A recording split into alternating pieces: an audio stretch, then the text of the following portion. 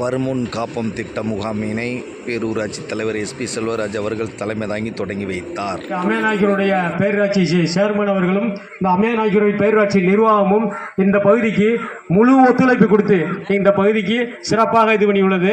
அதனால் இந்த விழாவில் உள்ள அனைத்து வசதிகளையும் இந்த பொதுமக்கள் பயன்பட்டு செல்லும்படி உங்களை மீண்டும் மீண்டும் நினைக்கிறார்கள்.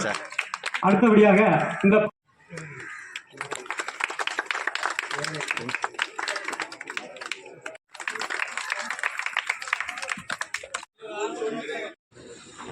தமிழக அரசு சார்பாக வருமுன் காப்போம் திட்ட முகாமினை அம்மையநாயக்கர் பேரூராட்சி தலைவர் தொடங்கி வைத்து சிகிச்சை அளிப்பதை நேரில் பார்வையிட்டு வரும் காட்சியை இந்த காணொளியில் பார்க்கிறீர்கள்.